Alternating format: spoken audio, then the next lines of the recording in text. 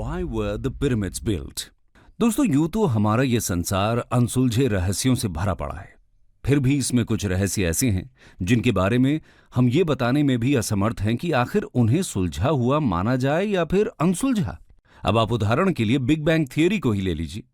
लगभग संपूर्ण विज्ञान जगत इस बात की हामी भरता है कि हमारी सृष्टि का निर्माण बिग बैंग एक्सप्लोजन के माध्यम से हुआ है। लेकिन फिर भी इस थियोरी को झुटलाने वाले कुछ तथ्य अभी भी अपने दावों पर खरे दिखाई पड़ते हैं, जिन्हें सुलझाए बिना यूनिवर्स के ओरिजिन के रहस्य को पूरी तरह सुलझा हुआ नहीं माना जा सकता।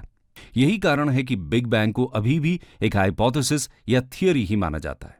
और ऐसे ही कई रहस्य इस धरती के सबसे पुराने और इस दुनिया के 7 अजूबों में से एक माने जाने वाले architectural Marvel the great pyramid से भी जुड़े हुए हैं, जिन्हें सुलझाने का दावा तो सालों से किया जा रहा है, लेकिन इनसे जुड़े प्रश्न हैं कि खत्म ही नहीं होते।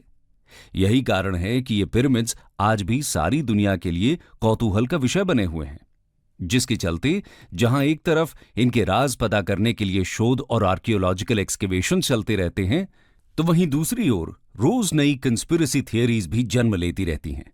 लेकिन इस सब के बाद भी इन रहस्यमयी पिरामिड्स के बारे में लोगों को कोई खास जानकारी नहीं है। अब आप ही बताइए, क्या आज से पहले आपको पता था कि दुनिया में सबसे ज्यादा पिरामिड्स इजिप्ट में नहीं बल्कि सूडान में है? या फिर क्या आप जानते हैं कि दुनिया का सबसे बड़ा pyramid the great pyramid of Cholula Mexico में है? यही नहीं, बल्कि दुनिया के कई देशों में हमें ये पिरामिड्स देखने को मिलते हैं। कभी कोई कहता है कि इनका निर्माण दूसरी दुनिया से आए एलियंस ने किया था, तो कोई इसके लिए मिथोलॉजिकल सिटी एटलांटिस के रहवासियों को जिम्मेदार मानता है। वहीं कुछ का मानना है कि आज से 4,500 साल पहले निर्मित ये पिरामिड्स हमारी पृथ्वी को दूसरी दुनिया से जोड़ने वाले द्वार या पोर्टल्स हैं। तो कोई इन्हें महज कब्रगाह मानता है। तो इनमें से क्या सच है और क्या बस एक मनगढ़ंत कहानी? आज हम पिरामिड्स के इसी रहस्य को तथ्यों और सिर्फ तथ्यों के आधार पर सुलझाने का प्रयास करेंगे। तो आइए हम अपना यह सफर शुरू करते हैं। Evolution of Egyptian pyramids. दोस्तों, पिरामिड्स का नाम सुनते ही आपके दिमाग में जिन 3 भव्य पिरामिड्स की तस्वीर बनती है या जिन्हें आप अक्सर अलग अलग मूवीज या टीवी प्रोग्राम्स में देखते हैं, वो असल में इजिप्ट के गीजा में स्थित हैं। इनका नाम इन्हें बनाने वाले 3 फैरोज या इजिप्शियन रूलर्स के नाम पर pyramid of Khufu, pyramid of खाफरे और पिरामिड ऑफ मेनकौरे पड़ा है। लेकिन जैसे हर बड़े प्लान के एग्जीक्यूशन की शुरुआत छोटी ही होती है, इन पिरामिड्स के कंस्ट्रक्शन की शुरुआत भी छोटी ही हुई थी। लगभग 2630 बीसी में इजिप्ट की 3rd डिनेस्टी के पहले फैरो जोसर या जोसर द्वारा इजिप्ट के सकारा में दुनिया के सबसे पुराने पिरामिड का निर्माण कराया गया। हालांकि इन्हें निर्मित करने का श्रेय जोसर के वजीर इमोटेप को दिया जाता है। इमोटेप के नाम से शायद आप सभी फेमिलियर होंगे, क्योंकि पिरामिड्स के इर्द गिर्द बनी फेमस द ममी सीरीज की मूवीज और टीवी शोज में अक्सर इमोटेप का जिक्र होता है। ये दुनिया के पहले एविडेंटली एस्टैब्लिश्ड आर्किटेक्ट माने जाते हैं। यही नहीं, इजिप्शियन रिकॉर्ड्स में इमोटेप को इजिप्शियन गॉड ऑफ विजडम और मेडिसिन माना गया है। जोसर का यह पिरामिड अपने आप में नायाब है, क्योंकि ये एक सीढ़ीदार यानी स्टेप पिरामिड है और लगभग 4000 साल से वक्त के थपेड़े झेलने के बाद आज भी खड़ा है। इस क्रम में अगला नंबर आता है इजिप्ट के मेडम में स्थित कोलैप्स्ड पिरामिड और अल हराम अल क़द्दाब का, जिसका अरबिक में मतलब होता है नकली पिरामिड। इसे यह नाम अपने स्ट्रक्चर की वजह से मिला है। आर्कियोलॉजिस्ट्स का मानना है कि इस पिरामिड के निर्माण की शुरुआत फैरो हूनी ने करवाई थी, लेकिन इसे कंप्लीट करने का श्रेय उसके बेटे स्नेफ्रू को जाता है। इन 2 अलग अलग शासकों के अंडर बने इस पिरामिड के निर्माण के समय इसमें कई बदलाव किए गए, जिस वजह से इसे वो मजबूत और स्ट्रक्चरल कॉन्टिन्यूटी नहीं मिली। यही कारण है कि अपना आढ़ा टेढ़ा और असमतल स्ट्रक्चर लिए ये सो कॉल्ड फॉल्स पिरामिड आज भी जर्जर अवस्था में खड़ा दिखाई देता है। हालांकि कहने वाले कुछ भी कहें, लेकिन इजिप्शियन पिरामिड आर्किटेक्चर में यहीं से बहुत से बदलावों का सिलसिला शुरू हुआ, क्योंकि कोलैप्स्ड पिरामिड को पूरा करने के अलावा फैरो स्नेफ्रू ने दाशूर में बेंट पिरामिड का निर्माण भी कराया था। अब इसके नाम के पीछे भी दिलचस्प कहानी है। कहते हैं स्नेफ्रू चाहता था कि इस पिरामिड की बाहरी सतह चिकनी हो, न कि इसके पहले के पिरामिड्स की तरह सीढ़ीदार। ऐसे में अपने फेरो की ये इच्छा पूरी करने के लिए उसके कामगार ने बड़ी मशक्कत से तकरीबन 70% पिरामिड चिकनी सतह के साथ ही बना दिया। लेकिन उनके पिरामिड का बेसिक डिजाइन चिकनी सतह को होल्ड कर पाने में अक्षम था, क्योंकि यह डिजाइन तो पारंपरिक सीढ़ीदार पिरामिड के अनुरूप ही बनाया गया था। ऐसे में बचे हुए 30% ऊपरी पिरामिड में बदलाव करने की जरूरत पड़ी और उसके एंगल ऑफ इंक्लिनेशन में कमी लाई गई, जिसके चलते इस पिरामिड का ऊपरी हिस्सा अंदर की ओर बेंट है। लेकिन पिरामिड को पिरामिड कंस्ट्रक्शन की फील्ड में एक माइलस्टोन माना जाता है, क्योंकि इसे स्टेयर्ड या सीढ़ीदार पिरामिड से स्टीप साइडेड और चिकनी सतह वाले पिरामिड्स के बीच की कड़ी के तौर पर देखा जाता है। लेकिन इस कड़ी को भी उसके अंजाम तक ले जाने का श्रेय फेरो स्नेफ्रू को ही जाता है।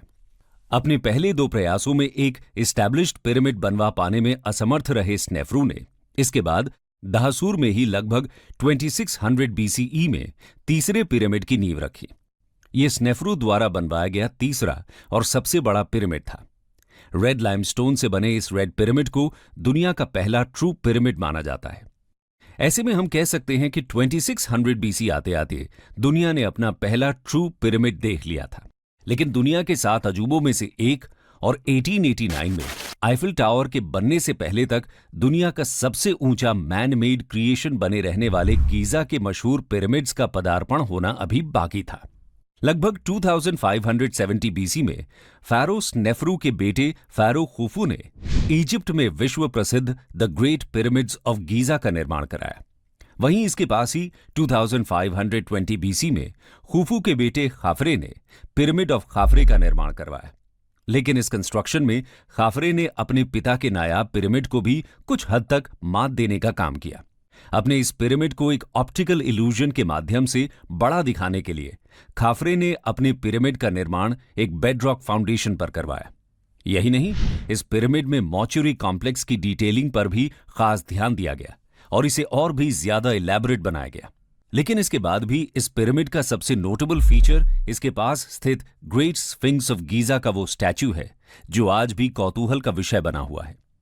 लाइमस्टोन से बने इस अद्भुत स्टैच्यू का शरीर लायन का है, जबकि सिर आदमी का, जिसे फेरो काफरे के रिप्रेजेंटेशन के तौर पर देखा जाता है।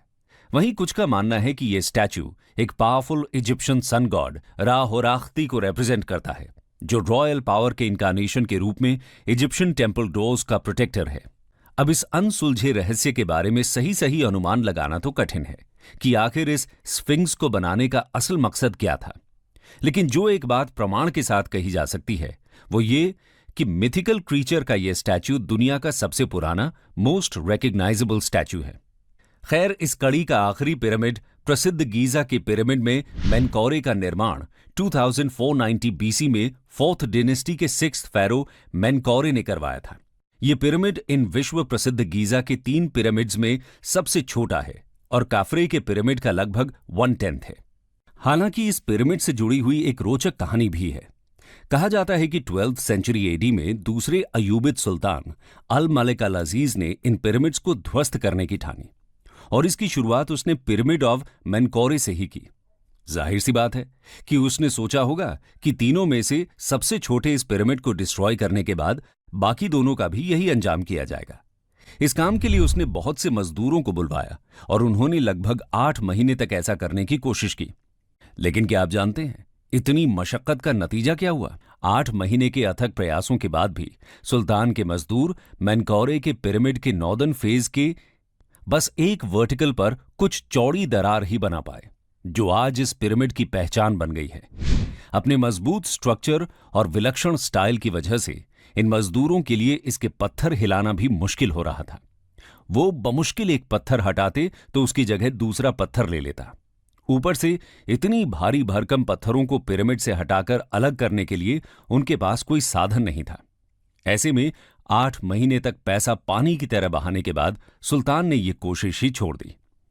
लेकिन इससे एक प्रश्न यह भी उठता है कि जब 12th सेंचुरी AD में ये पिरामिड तोड़े नहीं जा सके तो 25 से 2600 BCE में ये बनाए कैसे गए? Why were they built? But more importantly, how were they built? ये प्रश्न आज भी सारी दुनिया के लिए एक अनसुलझा रहस्य बना हुआ है कि आखिर इन पिरामिड्स का निर्माण हुआ कैसे।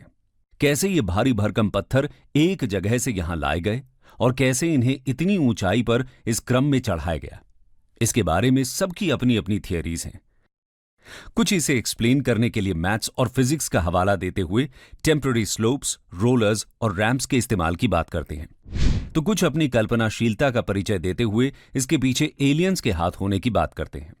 वहीं एक थियरी के मुताबिक तो इसके पीछे समुद्र के भीतर बसी मिथोलॉजिकल सिटी एटलांटिस का हाथ होने की बात की जाती है।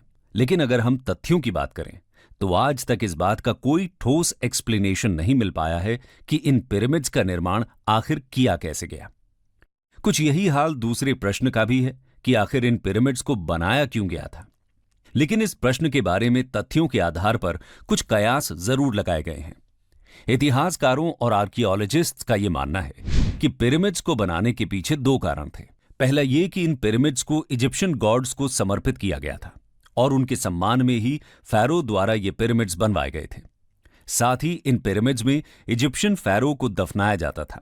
इजिप्शियन मान्यता के अनुसार एक स्पिरिट को ह्यूमन बॉडी की डेथ के बाद भी एक लंबा सफर तय करना होता है। ऐसे में इन फैरो के साथ बहुत से वैल्यूबल और यूजफुल आर्टिकल्स भी इन्हीं पिरामिड्स में दफनाए जाते थे ताकि ये फैरो की आगे की स्पिरिचुअल जर्नी में काम आ सके। वहीं दूसरी ओर इजिप्शियंस का यह मानना था कि इस धरती का क्रिएशन एक प्राइमोर्डियल माउंड से हुआ था और इन पिरामिड्स का ये शेप उसी माउंड को रिप्रेजेंट करता है। यही कारण है कि इस सभ्यता में सीक्रेट माना जाने वाला बेनबेन स्टोन, जिसे इसके आकार की वजह से पिरामिडियन भी कहा जाता है, इन पिरामिड्स के टॉप स्टोन की तरह इस्तेमाल किया जाता था, जिस पर सूर्य की पहली किरण पड़ती है और इन पिरामिड्स को एक तरह से स्पिरिचुअल वर्ल्ड का पोर्टल बना देती है। यही कारण है कि इन पिरामिड्स के फॉर्मल नाम भी सूर्य से जुड़े हुए हैं। उदाहरण के लिए दाशूर में स्थित bent pyramid formally the southern shining pyramid कहलाता है।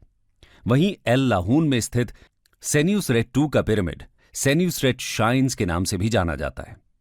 यही नहीं, सारे इजिप्शियन पिरामिड्स नाइल नदी के वेस्ट बैंक पर स्थित हैं, जो कि ढलते हुए सूरज को रिप्रेजेंट करती है और इसीलिए इसे इजिप्शियन मिथोलॉजी में रेल्म ऑफ डेड से भी एसोसिएट किया गया है।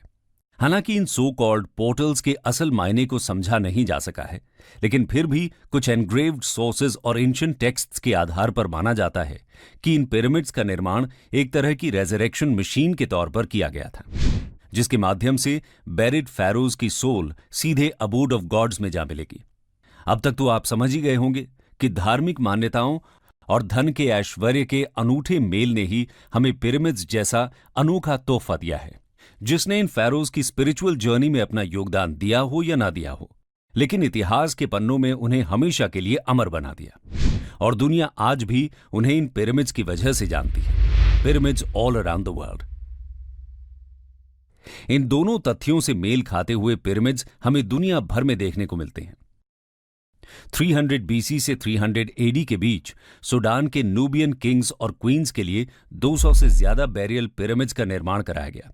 ये पिरामिड्स इजिप्शियन पिरामिड्स की तरह विशाल तो नहीं, पर फिर भी इनके आधार पर यह माना जाता है कि दुनिया में सबसे ज्यादा पिरामिड्स सूडान में ही हैं। इसी तरह चाइना के शियान और लियोयांग रीजन्स में भी चाइनीज एम्परर्स के बैरियल के लिए बनाए गए पिरामिड्स देखने को मिलते हैं, जबकि इसके उलट ग्वाटेमाला के टिकल में स्थित 5 विशालकाय पिरामिड्स का निर्माण 300 से 900 AD के बीच मायंस द्वारा अपने गॉड के टेम्पल के रूप में करवाया गया था। इसी तरह मेक्सिको के तेओतिहुआकान में भी गॉड ऑफ सन और मून के लिए निर्मित पिरामिड्स देखने को मिलते हैं। वहीं दुनिया का सबसे बड़ा पिरामिड भी एक टेम्पल ही है। मेक्सिको के चोलुला में स्थित ग्रेट पिरामिड ऑफ चोलुला या तलाचीहुआल्टेपल्ट के नाम से मशहूर ये पिरामिड एज़्टेक कल्चर के गॉड क्वेटज़लकोअट्ल को समर्पित है। ये न केवल दुनिया का सबसे बड़ा पिरामिड है, बल्कि Guinness book of world records के अनुसार दुनिया में निर्मित लार्जेस्ट मॉन्यूमेंट भी है। इस पिरामिड को 3rd से 9th सेंचुरी के बीच 4 अलग अलग स्टेजेस में बनाया गया था। जब 1509 में स्पेनिश यहां पर आए, तब तक ये पूरा स्ट्रक्चर मिट्टी और वेजिटेशन के ढेर में दबकर एक पहाड़ का रूप ले चुका था। ऐसे में इसे एक पहाड़ मानकर उन्होंने इसकी चोटी पर एक चर्च का निर्माण कर दिया। आज भी इन दोनों मॉन्यूमेंट्स के हिस्टोरिकल सिग्निफिकेंस के चलते इस पूरे पिरामिड का एक्सकेवेशन नहीं किया गया है, जिससे एक नजर में ये आज भी पहाड़ पर स्थित एक चर्च ही जान पड़ता है। ऐसे में हम देख सकते हैं कि दुनिया भर में इन पिरामिड्स का निर्माण कराया गया, जो आज भी सारी दुनिया के लिए एक पहेली बने हुए हैं। कंक्लूजन। तो दोस्तों, अब इन पिरामिड्स की गुत्थी कभी सुलझे या ना सुलझे, उनसे जुड़े इन अनसुलझे रहस्यों के बीच एक प्रश्न और भी है, जिसे लेकर हिस्टोरियंस एक मत नहीं हो पाते। क्या इजिप्ट ने इन मशहूर पिरामिड्स को बनाया या फिर इन पिरामिड्स ने ही इजिप्ट को बनाया? क्योंकि सालों साल चली इस निर्माण प्रक्रिया में न केवल दुनिया को ये पिरामिड्स मिले, बल्कि इनके माध्यम से इजिप्शियन कल्चर, फिलॉसफी और आर्किटेक्चरल ब्रिलियंस को भी दुनिया में पहचान दी। इन पिरामिड्स के इनर पैसेजेस और बैरियल चेंबर की दीवारों पर उकेरे गए चित्रों और सेक्रेट टेक्स्ट्स की मदद से ही आज भी 4000 साल पुराना इजिप्शियन कल्चर जिंदा है। इस बारे में आपके क्या विचार हैं? हमें कमेंट सेक्शन में जरूर बताइएगा।